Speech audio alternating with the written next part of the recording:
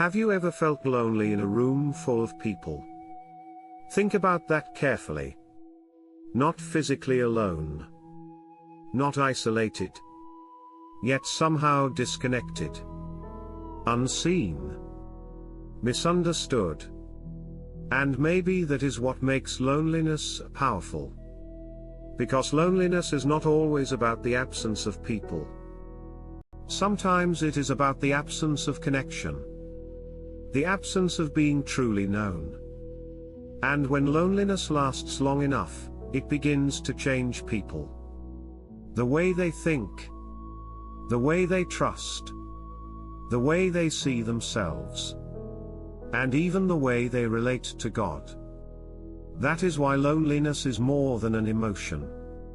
It is an experience that can reshape an entire life. Now think carefully about modern life. People are more connected than ever technologically. Constant messages. Constant notifications. Constant interaction. Yet loneliness continues to grow. Why? Because information is not intimacy. Communication is not always connection. And being surrounded by people does not automatically make someone feel understood. Many people carry loneliness quietly. Behind busy schedules. Behind successful careers. Behind social media profiles. Behind smiles.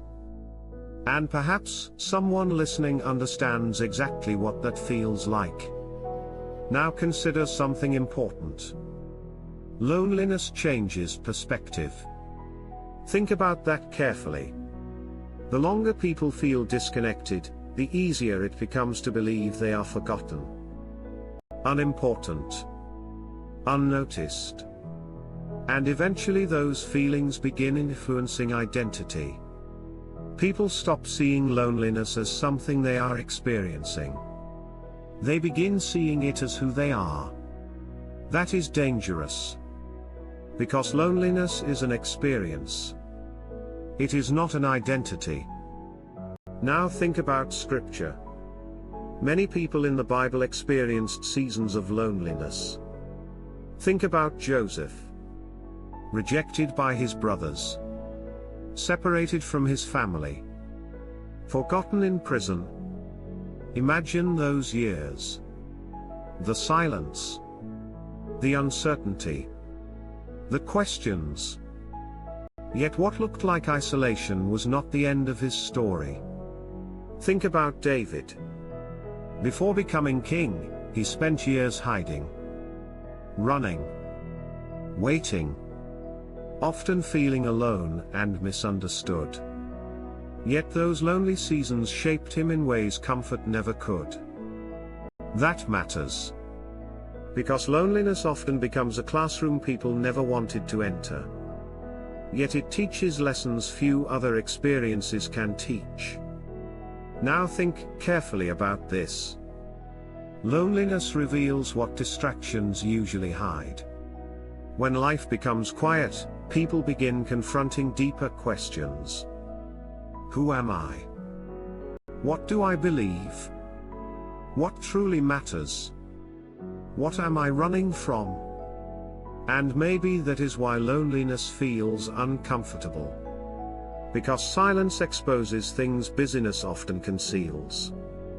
Now consider another truth. Loneliness can either break people or deepen them.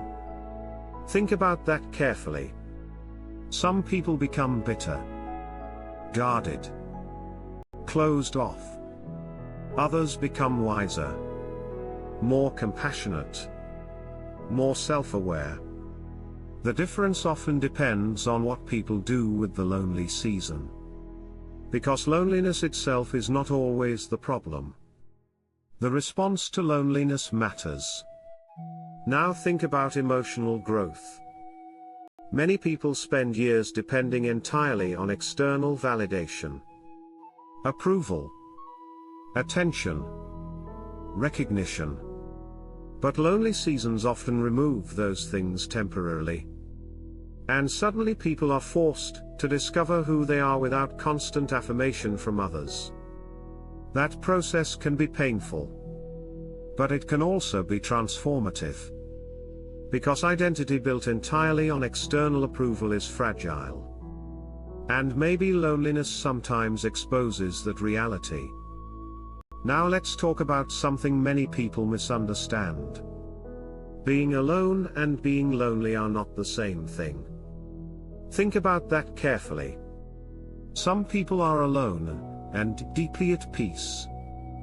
Others are constantly surrounded by people and still feel lonely. Why? Because loneliness is ultimately about connection, not proximity. People need to feel seen, known, understood. And perhaps one of the deepest human desires is the desire to belong. Now think about faith. Loneliness often affects spiritual life too. People begin wondering where God is. Why prayers feel unanswered. Why life feels so quiet. And many assume loneliness means abandonment. But Scripture repeatedly tells a different story. Some of God's greatest work happened during isolated seasons. Moses in the wilderness. David in the caves. Joseph in prison. Many transformative seasons looked lonely before their purpose became clear. Think about that carefully. What if loneliness is not always evidence that something is wrong? What if some lonely seasons are preparing people for something deeper? Not every lonely season has a clear purpose. But many produce growth that only becomes visible later. Now consider another lesson loneliness teaches. Empathy. People who have experienced loneliness often become more aware of others who are hurting. They notice the overlooked, the excluded, the forgotten. Because pain often creates compassion. And some of the kindest people in the world learned kindness through seasons they never wanted. Now think carefully about this. Loneliness can become dangerous when it convinces people to withdraw completely. To stop trusting. To stop reaching out. To stop hoping for connection. But healing rarely happens in complete isolation. Humans were created for relationship. For community. For meaningful connection. That is why loneliness should not become a permanent residence. A season, perhaps, but not a destination.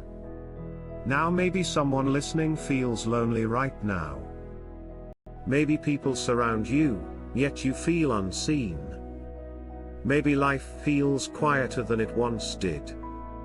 Maybe you wonder if anyone truly understands what you are carrying. If so, remember this. Loneliness may describe your season. But it does not define your future. And it certainly does not define your worth. Because some of the most meaningful growth happens during seasons people would never choose. Some of the deepest roots develop underground. And some of the strongest people are shaped during lonely chapters nobody else fully understands. So the real question is not, why am I lonely? Maybe the real question is, what is this season teaching me about myself, my purpose, and my need for deeper connection? Think about that carefully. Because loneliness changes people. But it does not have to destroy them. Sometimes it becomes the very thing that leads them toward greater wisdom, deeper faith, stronger character, and more meaningful relationships. And perhaps your story is still being written. If this message spoke to you, subscribe to Grace Unseen for more hope-filled biblical truths, emotional healing, and deeper wisdom from Scripture. And before you go, leave a comment below. What has loneliness taught you about life?